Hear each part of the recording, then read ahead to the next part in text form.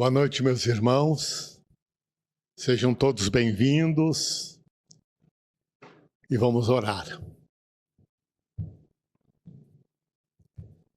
Agradecendo ao nosso Deus Pai pela sua misericórdia, a Jesus, nosso guia espiritual da terra, nosso mestre e irmão,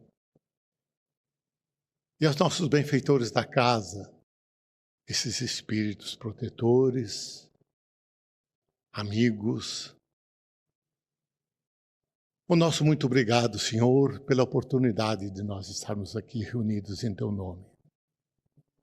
Somos gratos e pedimos a Ti, Mestre, que nos ampare, nos fortaleça,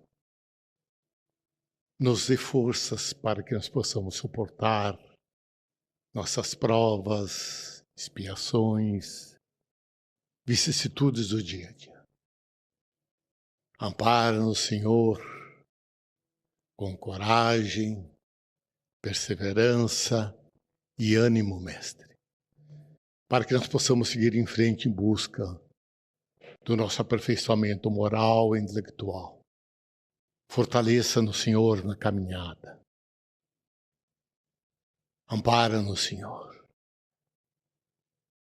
Rogamos a Ti também que ampare a todos aqueles outros, que tragamos as nossas preocupações, que passam por problemas difíceis, que possamos mentalizá-los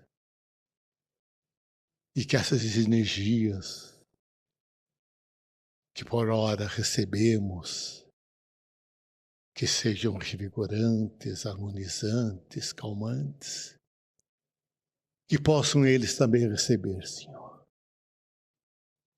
Ampare a todos. Ampare nosso mundo, em especial esses dirigentes, Senhor, que possam eles buscar a paz, a fraternidade, a solidariedade, que seja uma busca constante entre os povos, Mestre. Ao nosso país, aos seus dirigentes e à nossa casa, Senhor. Fortaleça, Mestre, para seguirmos sempre servindo na Tua seara. Permaneça conosco, Senhor, agora e sempre. Graças a Deus.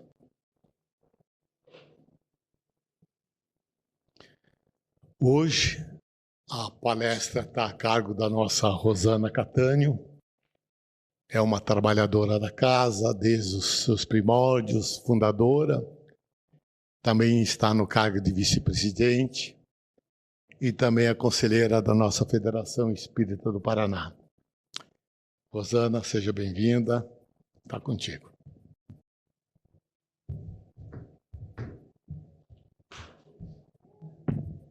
Boa noite a todos, é um prazer tê-los aqui conosco e rogamos poder dar a nossa parte frente ao assunto que vamos tratar aqui. Obrigada.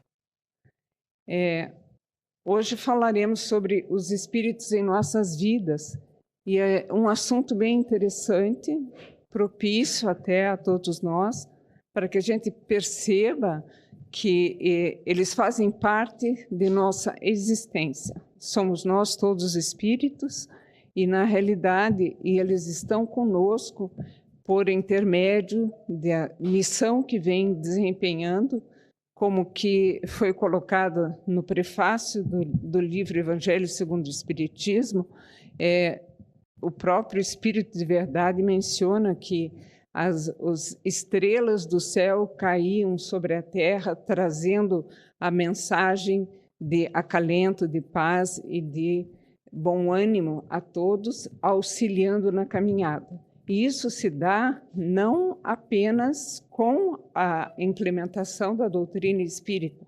Desde que a Terra foi criada e que houve a possibilidade do aparecimento de vários grupos de habitantes que tomavam parte dessa atuação de trazer os espíritos novos aqui à Terra e que necessitavam, sem dúvida, do seu crescimento, houve sempre a presença de uma intermediação da espiritualidade superior frente aos habitantes daqui da Terra, que traziam sempre, impulsionando o crescimento, impulsionando a capacidade intelectiva, modificando um pouco os apartes em relação a que caminho as pessoas deveriam tomar.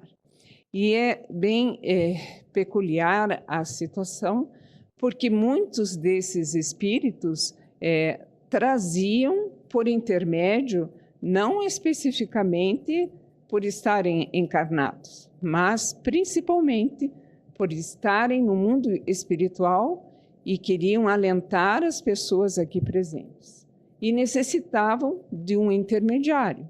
Poderia ser, vamos dizer, o chefe da tribo, né, do grupo de habitantes, ou um pajé, vamos dizer, um intermediário que servisse de ligação entre o mundo espiritual e o mundo corporal aqui existente. Era uma pessoa diferenciada, porque tinha a capacidade de captar a mensagem e repassar aos habitantes ali presentes. Sempre houve a presença desse, e nós, dentro da doutrina espírita, chamamos de médium, justamente por mediar a interlocução do mundo espiritual com o mundo corporal. E eles sempre existiram. E é claro que eles têm uma diferenciação em relação a nós outros espíritos mais comuns, que ainda não conseguimos, pela nossa evolução, ganhar essa atribuição de poder captar as mensagens diretamente do mundo espiritual, sem a necessidade de uma intermediação de terceiros, certo?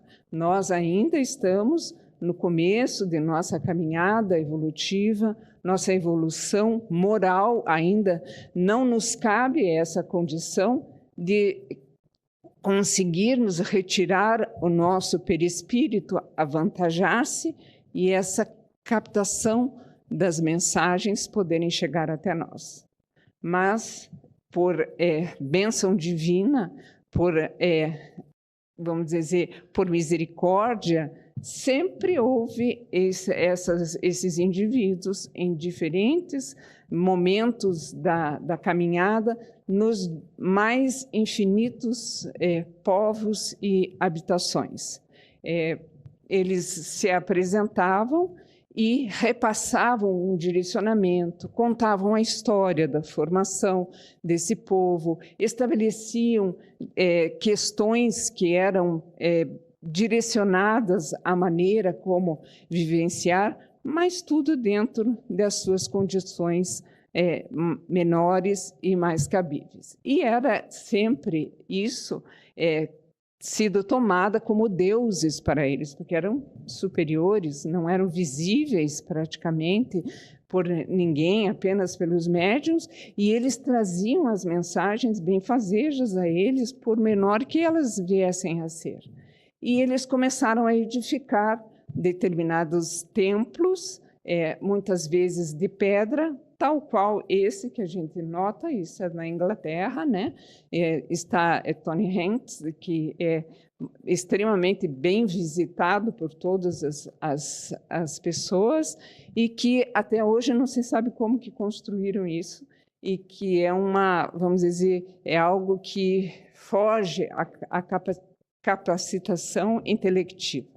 Talvez por deposição, muitas vezes, né, dos entulhos de terra, do crescimento, das, vamos dizer, movimentações telúricas, os terremotos, da conformação natural que a Terra foi tomando e que hoje a gente vê alguns templos, mas sempre estão sendo descobertos outros tantos, né, com formatos diferentes, com apresentações totalmente diferenciadas, mas marcando, sem dúvida, ali um ponto de reunião em que os indivíduos se agrupavam para ouvir e perguntar e estabelecer essa troca. tão importante para eles, porque não tinham como fazer diferente em suas vidas. Continuando, a gente percebe aqui que esses intermediários, como essa moça, uma pitonisa, que ela tinha o hábito de tempos em tempos em que se faziam reuniões no templo em que ela lá estava, ficava à beira de um vulcão, havia uma exalação de gases do próprio vulcão e que fazia adentrar em um certo torpor que a levava, induzia a um estado medianímico. De que forma? Porque ela quase que entrava em sono e havia o desprendimento do seu espírito, tendo condição de captar as mensagens dos deuses e dos espíritos que ali vinham trazer informações. Aqui nós colocamos alguns nomes dentro de diferentes locais, tribos, grupamentos de pessoas, e vejam ali, nos povos indígenas, sempre são chamados essas pessoas que têm a capacidade de comunicação entre o mundo material e o mundo espiritual de xamãs. Os hebreus chamavam de pitons, pitonisas, de pitons aos homens, pitonisas às mulheres.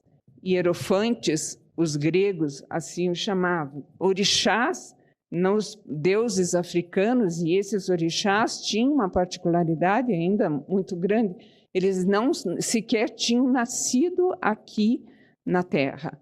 Estavam eles vindo de paragens superiores e que estavam trazendo questões importantes para as pessoas. E depois os rishi, guru, entre os indianos. Então vejamos que, se a gente perceber, mais ou menos todos os povos aqui foram citados e presentes dentro da população, essas pessoas como ponto fundamental. Eram tratadas até de maneira diferenciada, conforme o tipo de povo, por estarem efetuando um grande serviço à humanidade. E é interessante que a gente perceba aqui que nós vamos fazer uma pequena viagem em relação às questões mais relacionadas de onde surgiu a nossa doutrina espírita, ela vindo dentro do seu crescimento.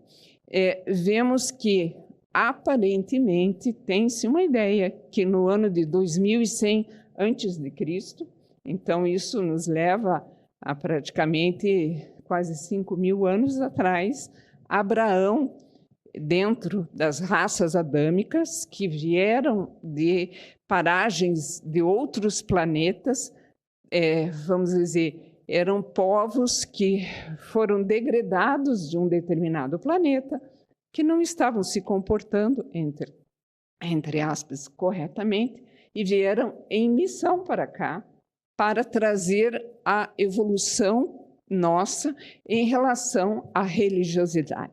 Interessante a gente perceber essa condição, que esses povos que vieram vamos dizer, se encontrando em um mundo onde havia uma inferioridade, de certa maneira, evolutiva. Mas é importante que a gente perceba que, dentre esse povo, um indivíduo que já tinha, para a idade, para a época, uma idade avançada, segundo o que consta dentro da Bíblia, no primeiro livro da Bíblia, é a presença de Abraão.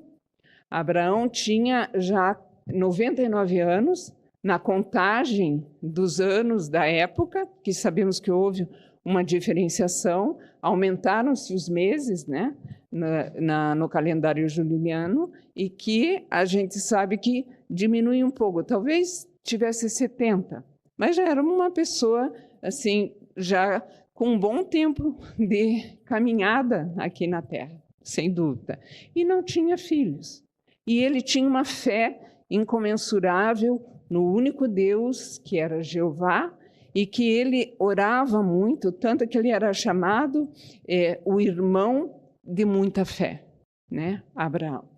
E que é interessante que a gente perceba que essa atuação de Abraão fez com que, de repente, ele e a sua esposa, que também não era tão jovem, tinha 90 anos, digamos uns 60, 65 anos, né, na nossa contagem atual, veio engravidar e tiveram um filho, um único filho, e que ele ficou irradiante com essa questão, porque Jeová falou a ele que ele teria a condição de governar a terra onde eles estavam vivendo se tivesse um filho. Então, ele já tinha.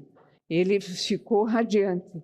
Mas, ao mesmo tempo, Jeová pediu a ele que sacrificasse o filho para que ele pudesse ver se realmente ele tinha fé.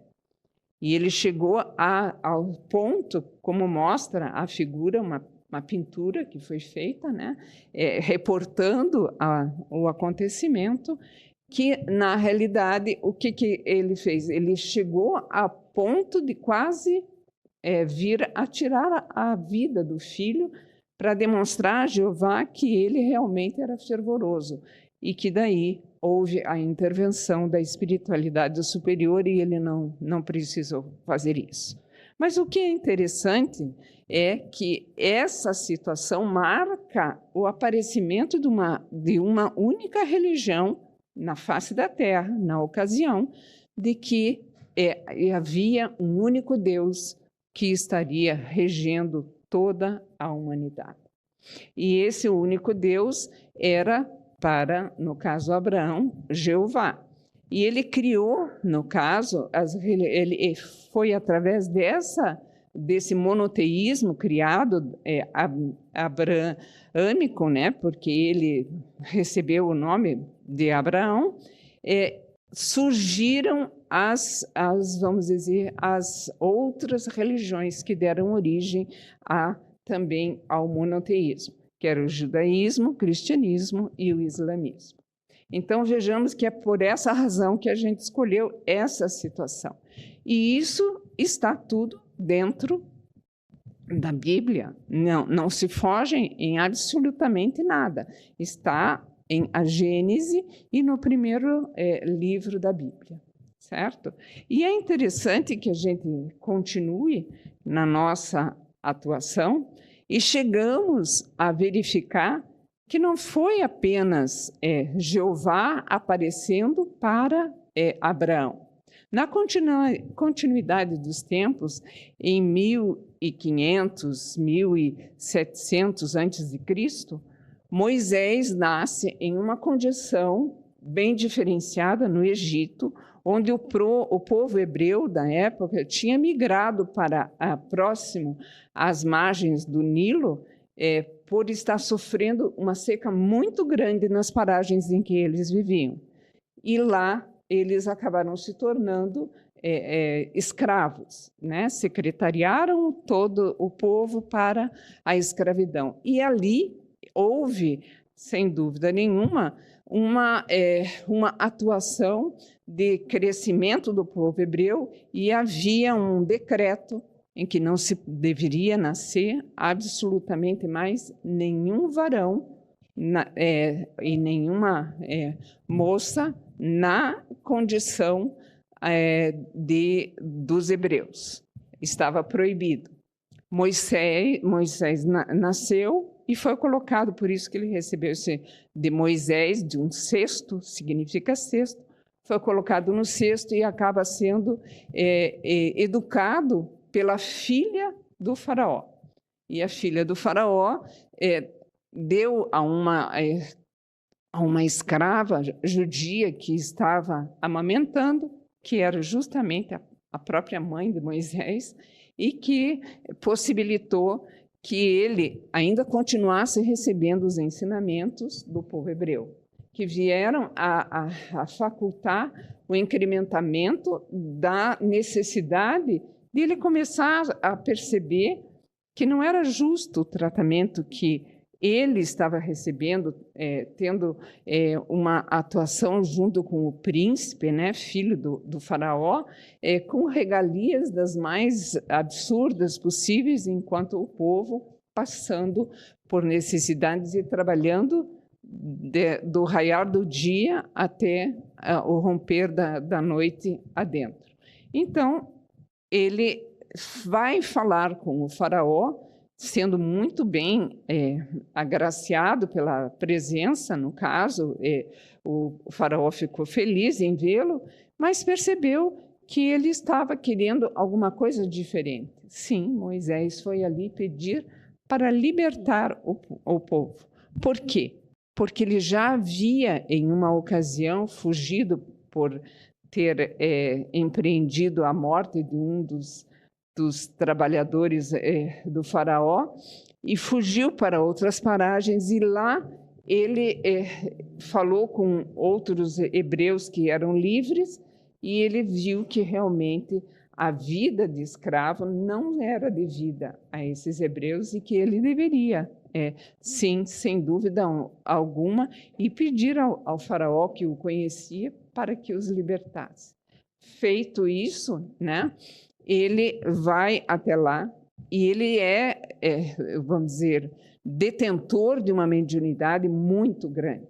Ele tinha a capacidade de vislumbrar as situações futuras que poderiam vir a acontecer, e até pelo desleixo, muitas vezes, dos trabalhadores da agricultura, as pessoas que estavam efetuando trabalhos e atuações que estavam pondo em detrimento o próprio Nilo e outras situações. Ele previu as 7 pragas, que tanto fala dentro da Bíblia, que também pertence né, à história do povo hebreu, e que, sem dúvida, é mostrada, né, e falando a respeito dos gafanhotos, do rio que viraria sangue. Eram todas situações que estavam de acordo com as mudanças climáticas e com o tratamento indevido que estava sendo dado às práticas, tanto agrícolas, quanto de pesca, quanto outras tantas mais. A ponto de, na última, ele dizer que os primogênitos de todas as famílias iriam ficar doentes e poderiam vir a morrer. Isso bastou para que o faraó se cercasse de todos os meios e deixou ele ir embora. E sabemos muito bem que essa foi a caminhada de Moisés saindo do Egito, indo pelo deserto, ficou 40 anos andando em círculos até chegar novamente aonde seria, né, a Terra Santa, onde tanto os hebreus queriam e gostariam de ficar. Era uma terra muito que chamava muita atenção das pessoas, porque era uma terra rica em águas, havia uma depressão muito grande, né, do Rio Jordão, e que formava um mar morto, mas era um mar extremamente viscoso, o rio extremamente viscoso, e ele tinha uma localização geográfica extremamente estratégica. Ligava o Oriente com o Ocidente, né?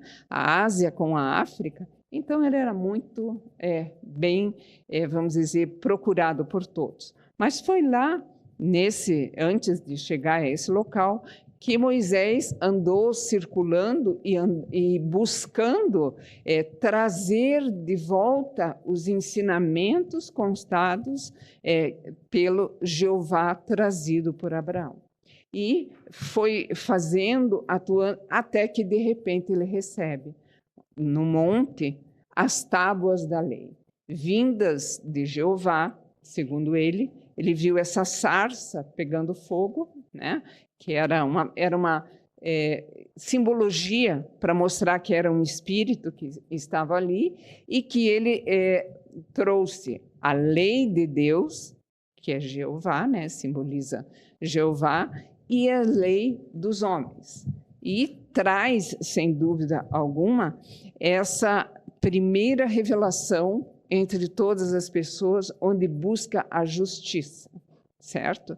E essa lei de Deus são as 10 leis colocadas, né, na tábua das leis. E a questão da lei de relação entre as pessoas é a que monitora a justiça, muitas vezes, efetuada como ponto de base de quase todas as legislações. Só que, é claro, era extremamente ferrenha, muito forte a sua atuação, e ela fazia com que houvesse, muitas vezes, até a morte do indivíduo, apedrejamento, ou cortar um braço, uma perna, o que fosse, conforme as atuações equivocadas que o indivíduo faz. Era proveniente de leis dos assírios, há muitos séculos atrás, né, do rei Hammurabi, que era extremamente rígido nessa condição. Mas vejamos que fixam-se daí o povo todo hebreu nessa região, mas cai sobre o guante dos romanos na época em que, mais tarde, viríamos ter, sem dúvida, a presença, no caso, de Jesus. Antes dessa questão, um caso que é extremamente bem reportado e muitas vezes usado como exemplo dentro da mediunidade é a respeito do rei Saul. Então, vejamos que o rei Saul é da data de 1046 a 1006. São 40 anos em que ele ficou rei de Israel e que estabeleceu ali várias tomadas de terrenos dos habitantes ao redor, e ele tinha uma vida nababesca, né? Ele gostava muito de se vestir muito elegantemente, e que ele tinha o anseio de continuar assim como rei de Israel por muito tempo. Só que houve uma situação interessante, que nessa época, de 1006, mais ou menos, o povo, na realidade,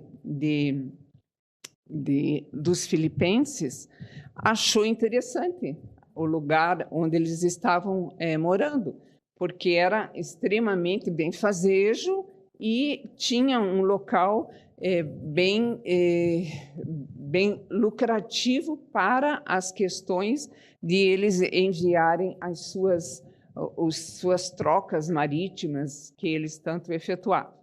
Então, eles rodearam os filipenses, Israel, e ela ficou sitiada.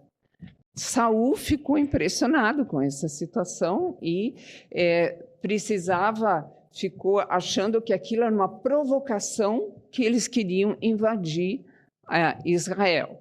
E, é claro, pensou em, primeiramente, tirar uma ideia, trocar uma ideia, justamente com Samuel, que era um profeta, um legislador, um juiz muito famoso, mas que já havia morrido.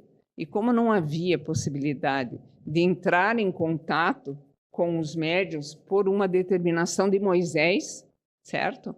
O que fez Moisés? Ele proibiu que houvesse a intermediação popular entre as pessoas que não faziam nada se não perguntassem o que eles deveriam fazer com os médiuns. Então, ele proibiu esse tipo de atuação e permitiu apenas que 60 profetas fossem escolhidos e viessem a formar o Sinédrio, e esses, sim, quando necessário, estariam efetuando a intermediação.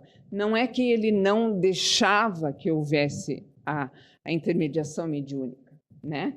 Essa pergunta, esse questionamento, essa atuação entre o lado espiritual e o lado material, mas não da maneira como era feita, porque muitas vezes as pessoas estavam vivendo em função disso, não só por perguntar, mas principalmente porque tiravam lucros em relação à atuação que faziam. Então, Moisés já havia passado praticamente quase 500 a 700 anos antes e proibida essa questão, e o próprio Saul, quando ele se prontificou a ser rei, ele reiterou a questão de Moisés. Então, era proibido determinantemente qualquer indivíduo fazer esse tipo de questionamento a uma pitonisa, a um médium, né, como nós mencionamos. E isso ficou decretado. Saul foi, então, lá no Sinédrio, pediu aos profetas que tinham a possibilidade de fazer essa intermediação, mas através do Urim e do Turim. O que seria isso? O Urim era uma tábua, uma bandeja, praticamente, de ouro, onde haviam várias figuras, e esse Urim eram pedras preciosas que se jogavam, e conforme onde caíam, elas ali faziam com que houvesse uma leitura estabelecida, dando um direcionamento para as pessoas. Essa era a maneira com que eles poderiam auxiliar a Saul dentro das possibilidades deles nesse instante. Foram feitas várias vezes e ele não chegou a conclusão nenhuma. O que ele resolveu falar? Eu preciso falar com alguém que me esclareça e eu preciso de uma intermediação. Houve um burburinho, porque era impossível, ele mesmo havia proibido. E daí chamaram novamente ele, e ele insistiu nessa questão, e acharam numa pequena vila de Endor, numa caverna, a pitonisa que iria poder atendê-lo. Ele, como vestia sempre roupas nababescas, todas cheias de adereços e de ouros e de brilhantes, ele se vestiu com uns andrajos, mostrando-se como quase um andarilho, e foi levado até essa gruta e perguntou para essa pitonisa.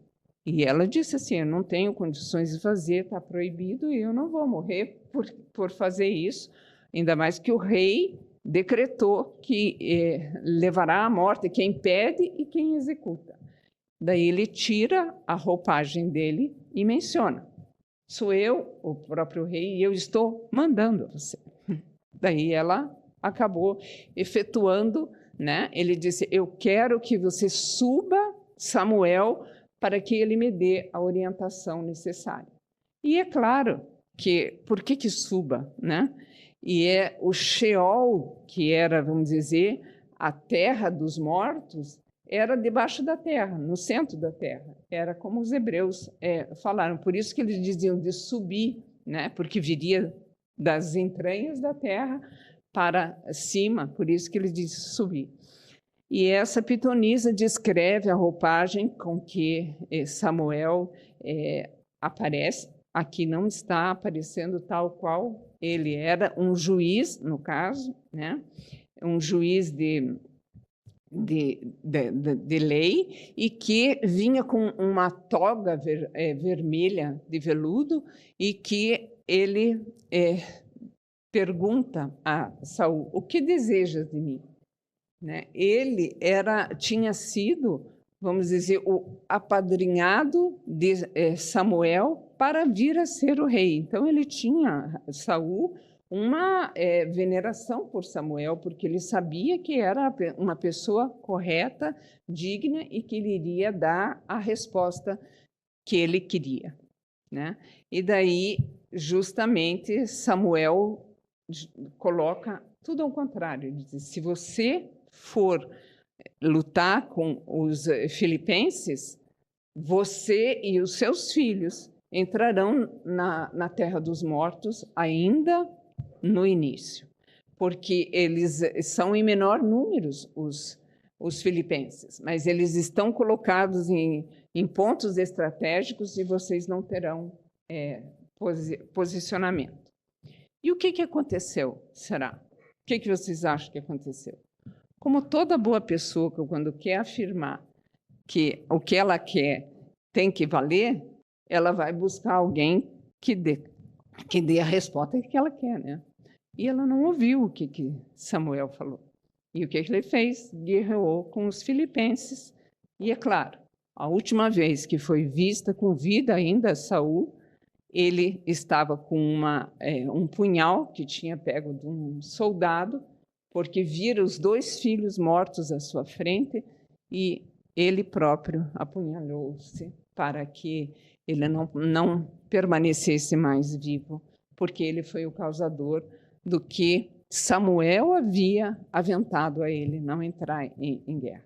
Então, a gente percebe aqui essa intermediação, ela sempre aconteceu, sempre houve esse tipo de ligação. E que, é claro, que não há necessidade de se ir atrás para resolver os problemas, porque sabemos nós que, quando nós vamos atrás de situações que são equivocadas, por merecimento, quem tem que melhorar e arcar com as consequências somos nós mesmos.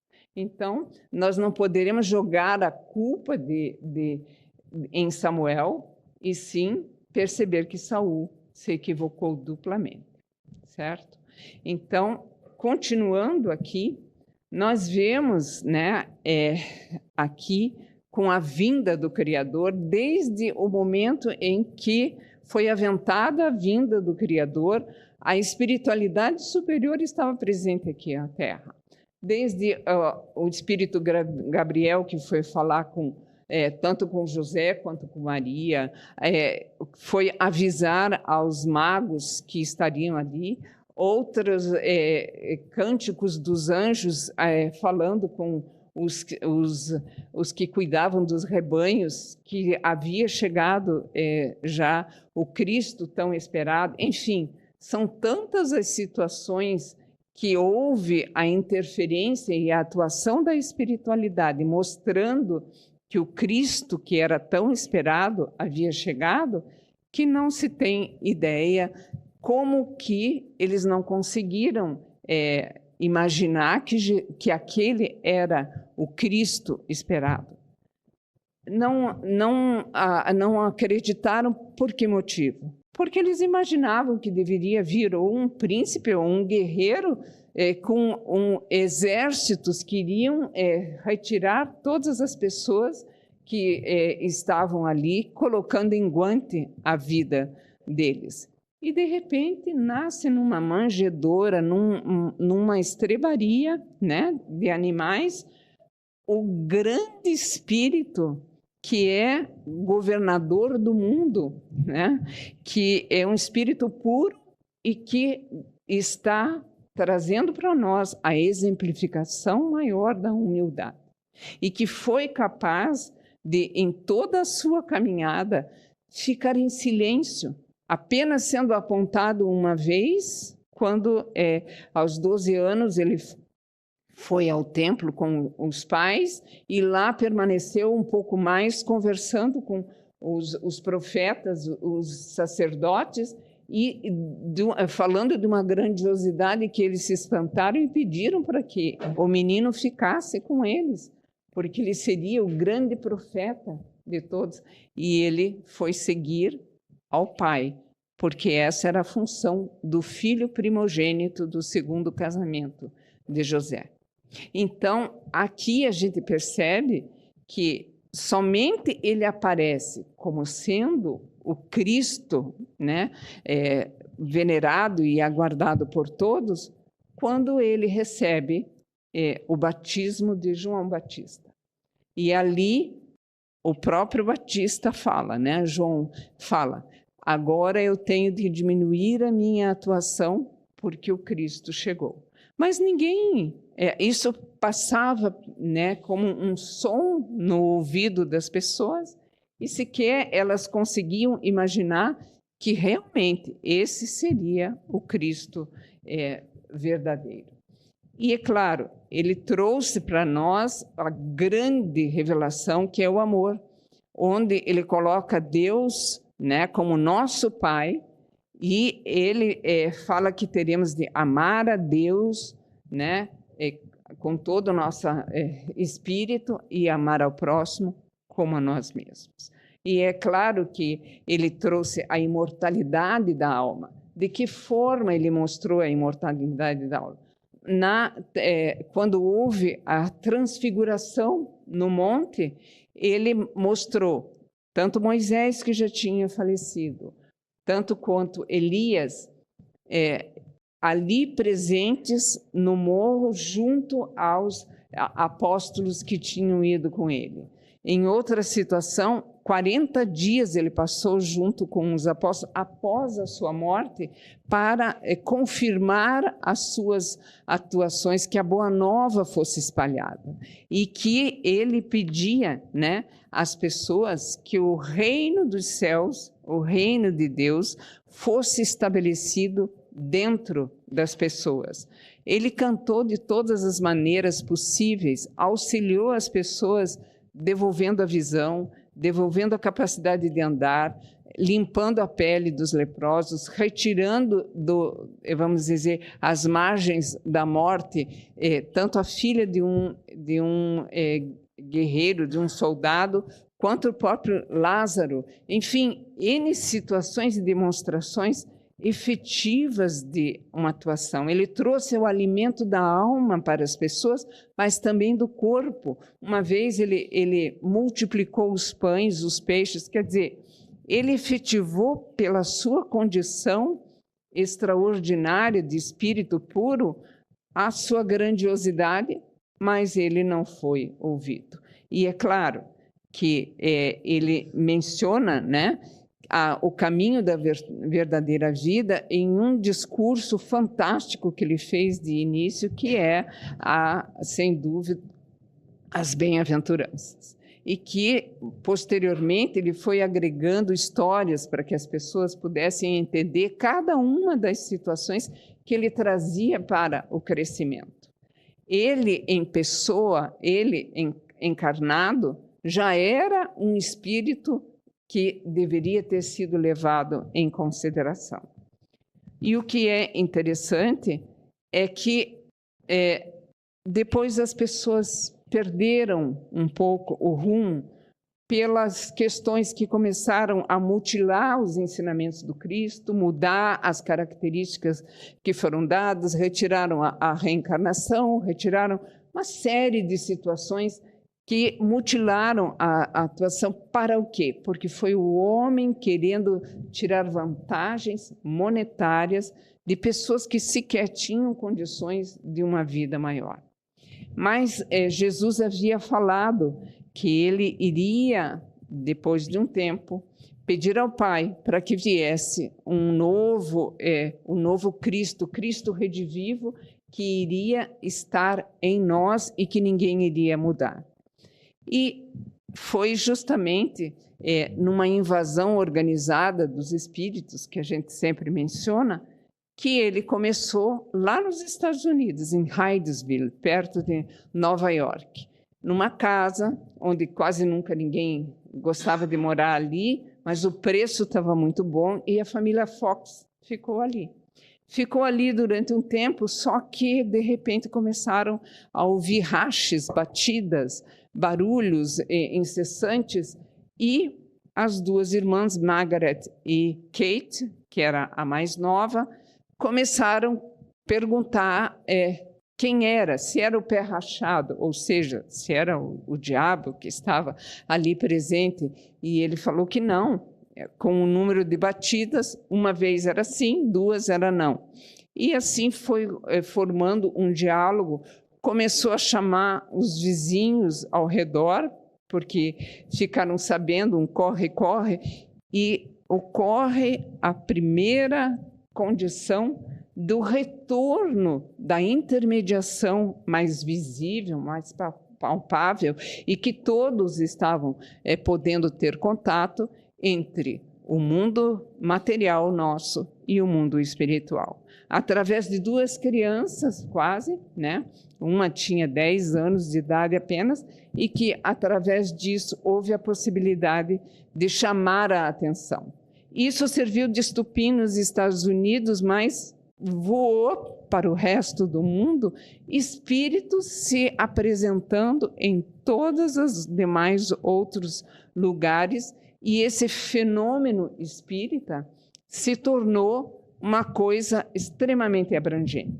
Só que é interessante, havia jornais, revistas populares, folhetos mencionando sobre essas reuniões, sobre essas situações, e que começaram a avantajar cada vez mais as questões, né, dessa fenomenologia. E é interessante que a gente perceba que essa atuação chamou a atenção de todos, só que ninguém mais queria saber das questões voltadas à religião. Queriam que a ciência abrisse as portas para esse fenômeno e pudesse explicar o que era isso. E foi aí que, em 1854, pela primeira vez, Hippolyte de Lyon Denisard Rivail, que vem a receber o apelido dele quando ele era um sacerdote druida, há séculos atrás, Allan Kardec, que recebeu a incumbência, não só pelo chamamento de Jesus Cristo, que veio o Espírito de Verdade, que é a mesma pessoa, a chamá-lo para que agrupasse todas as mensagens e dali visse o que saía. Hippolyte não quis ir, a princípio, a nenhuma dessas atividades de sarau, porque era assim, as pessoas se reuniam na casa de uma pessoa, mas no final da reunião tinha ou uma mesa ou uma cadeira, ou o que viesse a ser, começavam a se fazer perguntas a ela e ela começava a se mexer e a responder, ou então apenas se movimentava. Ele achava isso uma bobagem a princípio, porque ele não via nenhum fundo de cunho científico que pudesse explicar. Mas quando ele foi ver e de que maneira acontecia, ele percebeu que as respostas que eram dadas, e muitas delas até feitas por ele só pelo pensamento, davam a resposta exata e correta do que ali estava. E ele viu ali se abrir uma nova atuação que deveria ser estudada. Leis novas estariam nascendo, e realmente foi o que aconteceu. Não vamos entrar em maiores detalhes, mas o mundo como um todo se reuniu ao redor de Kardec, respondendo questionamentos ou lendo a revista espírita que ele usou como uma revista científica, apontando situações que deslumbravam em fenômenos para ver se em outras reuniões no mundo isso acontecia. E sim, era isso que acontecia, às vezes não se reproduziam, então não era coerente aquela resposta. Se faziam perguntas a médiuns que se tinham verdadeira unção ao trabalho que faziam. Por que essa questão de unção? Porque o médium, todos nós o somos. Eu sinto dizer a vocês, nós temos uma atuação, graças a Deus, com o nosso espírito protetor. Se assim não fosse, ele não teria como poder nos orientar. Mas, ao mesmo tempo, sem dúvida alguma, nós abrimos a condição de poder receber a influenciação de espíritos que estão no mesmo grau evolutivo que o nosso. Porque não é assim, dize-me com quem andas que eu te direi quem és. Isso é o dito popular. O dito no Espiritismo é, dize-me o que pensas que eu te direi quem és. Que é através da nossa maneira de ser, os nossos sentimentos, as nossas atuações, os espíritos nos congregam a uma atuação em conjunto. Eles se sentem afins aos nossos temperamentos, às nossas atuações, e vão se somando a nós. Nós temos na questão 459 do Livro dos Espíritos, podem os espíritos ter alguma influência em nosso pensamento? Muito mais do que possas imaginar. Na realidade, são eles que vos dirigem. Então, isso abre para nós um leque de grande responsabilidade. Porque não são só os médiuns que necessitam de um estudo ferrenho, aprofundado, da mudança de atitude, da condição de trazer a moralidade para a sua vida, para que continue a caminhar, mas principalmente a nós. Porque a gente, dependendo do que a gente pensa, os espíritos que vão estar ao nosso redor são do mesmo jaez. E vão estar o quê? Nos somando nas atuações. Então, Jesus foi maravilhoso na sua colocação. Vigiai e orai. Não é orai e vigiai, é vigiai, vigia o teu pensamento. Vê o que você está produzindo, o que você está pensando, o que você está ruminando muitas vezes em relação a um fato que ocorreu com um fulano e que ele diz, mas quando eu encontrar com ele só me espere, porque daí eu vou... Isso a gente está trazendo para nós vibrações psíquicas muito pesadas e que vão estar o quê? Chamando espíritos do mesmo tipo de atuação. Por que as guerras se dão?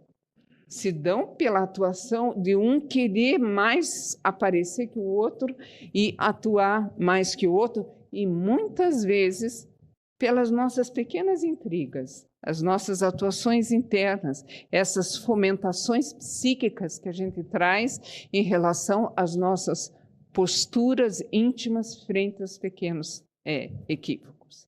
Por isso, vigiemos o nosso pensamento. Nós também estamos produzindo bombas que estão estourando lá, sem dúvida nenhuma. Ou estão matando outros tantos ali.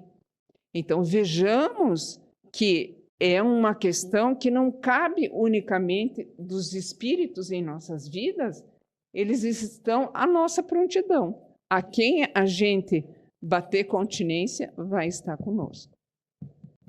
O que nós estamos fazendo? Que tipo de espírito estamos trazendo junto a nós? Pensemos nessa atuação. A nossa necessidade é estudar cada vez mais. E existe no capítulo 17, que é Sede Perfeitos, do Evangelho segundo o Espiritismo, no item 4, os bons espíritas. Daí eles falam assim, conhece-se o verdadeiro espírita pela sua transformação moral. Para me transformar no quê? Eu tenho de me conhecer.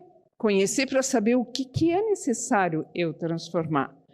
Transformar o meu temperamento em um posicionamento mais solidário, mais fraterno, mais calmante, mais atuante no bem e fazendo com que a minha psicosfera se renove, estabeleça novos parâmetros e eu possa, como qualquer um de nós, a estabelecer um caminho novo. Então, é a minha transformação moral e os esforços que fazemos para domar as nossas tendências e aptidões. Veja só que a palavrinha é danadinha, essa domar. Você não vai perder os instintos negativos. Você vai aprender a domá-los e saber como mantê-los em um nível tal que você seja o vencedor da batalha, digamos assim, a você mesmo. Você vai ter que vencer a você. O mérito é seu, o esforço é seu. A atuação necessária para uma vida melhor depende de cada um de nós. Os espíritos sempre vão estar ao nosso lado, independente de que era eles são e como eles estão. Agora, o que nós temos de conhecimento e o que a doutrina espírita nos traz como pontos relevantes à nossa edificação é a gente realmente facultar a nossa evolução moral, através desses esforços pequenos, mas constantes e diários, em atuar no bem e fazer a caridade não importando a quem. Fazer o bem, não importando a quem. Mas isso nos trará leveza de espírito. Uma capacidade na qual a gente vence obstáculos sem a gente imaginar. E resplandece caridade e amor. Era isso que a gente tinha para poder trazer a vocês. Um grande abraço.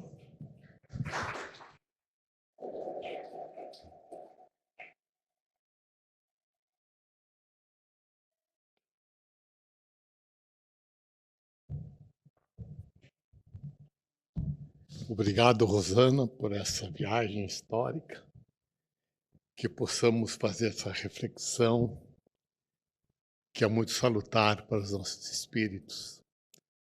Damos continuidade, vamos para o segundo momento, que são os passes.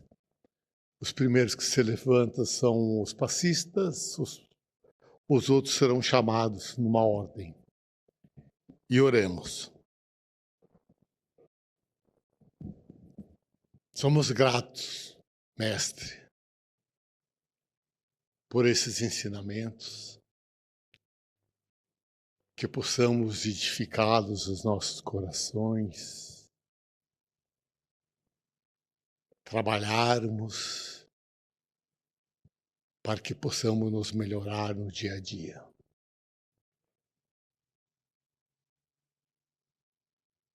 Ampara-nos, Senhor. Proteja-nos e nos dê força para que nós possamos seguir em frente. Aproveitamos esses momentos de serenidade, contando com o amparo espiritual, sentindo esses fluidos revigorantes, harmonizantes, nos fortalecendo a cada ponto, que essas energias renovadoras, Senhor, nos fortaleça. Ampara-nos, Senhor, e estenda essas bênçãos para aqueles outros que tragamos as nossas preocupações, orando por eles, mentalizando-os, emitindo essas energias, Senhor. Mais uma vez, somos gratos. Fica conosco, Senhor, agora e sempre. Graças a Deus.